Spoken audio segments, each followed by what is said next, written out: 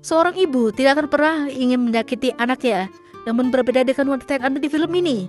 Wanita tua ini mengunjungi kedua anaknya dan bahkan mengkhianati salah satu anaknya dengan bermain dengan kekasihnya secara diam-diam.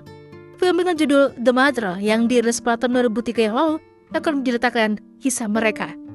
Jadi ada pasangan lansia, May dan Toots, yang akan mengunjungi kedua anaknya di London. Sampai di sana mereka disambut dengan hangat oleh menantunya yang bernama Helen. Bertemu dengan cucu-cucu mereka dan kala itu rumah mereka sedang direnovasi. Sedang dikerjakan oleh pria bernama Darren. Anak mereka bernama Bobby dan sangat sibuk mengurusi pekerjaan.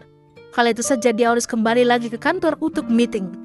Ketika Helen sibuk dan Bobby juga demikian, pada akhirnya May dan Toots hanya bisa berbicara dan mengobrol dengan Darren.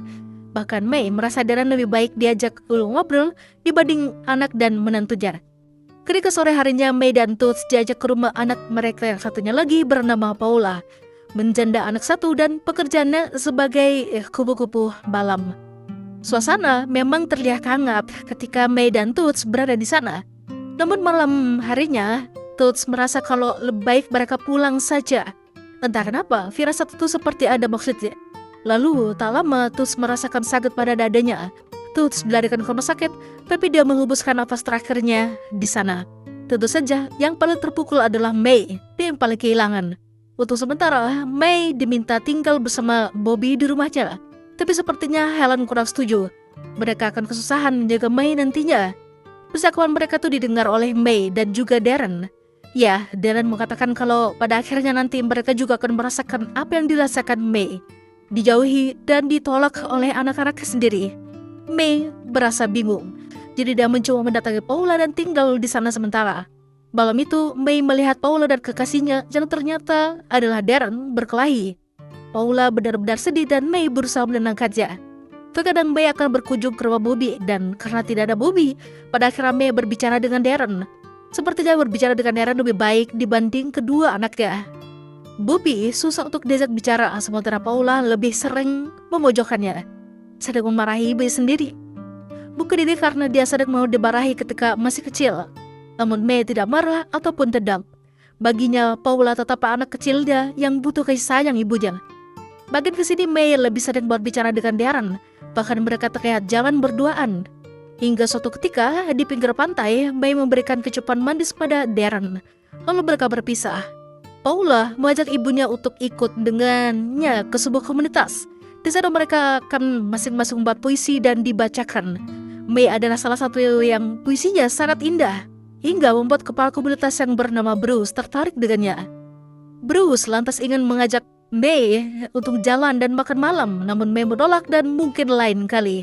Karena ternyata May lebih tertarik dengan Darren, dan kala itu menjadi titik balik kedekatan mereka. May dan Darren memanfaatkan rumah sepi Bobby. Mereka begituan dan ternyata May yang ingin. Semenjak itu, May terlihat lebih bersemangat. Tentu saja apa yang mereka kerjakan ini dirahasiakan dari Paula.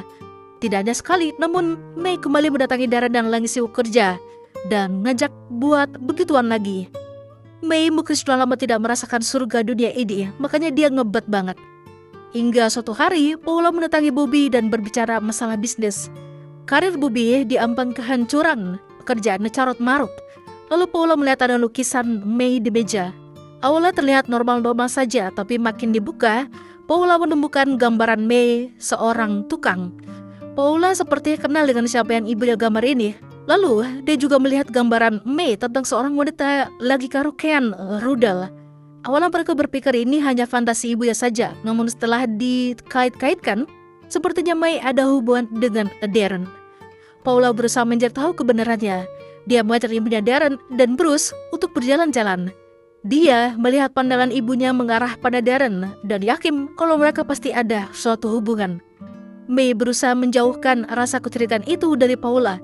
Jadi malam itu May pergi ke rumah Bruce dan mereka begituan, meski May tidak suka. Ketika May pulang, dia hampir saja tidak diperbolehkan Paula masuk ke dalam rumah. Lalu dia juga melihat Paula membakar puisi-puisi yang ia buat, sembari menyindir halus ibunya dengan Darren. Paula mencintai Darren dan dia ingin menikah dengannya. Meski Darren ini masih punya istri dan berjanji akan meninggalkannya demi Paula, tapi tampaknya sifat Darren terlihat ketika Darren ingin pinjam uang pada Mei.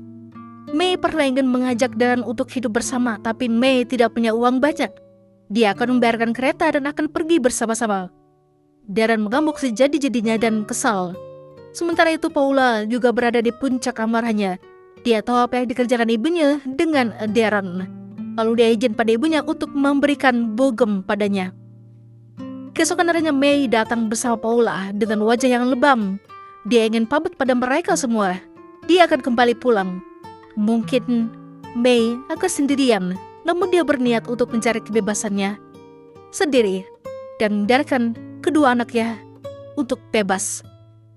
Itulah tadi alur cerita film The Mother. Jika kalian suka dengan video ini, jangan lupa untuk tinggalkan like dan sampai jumpa lagi.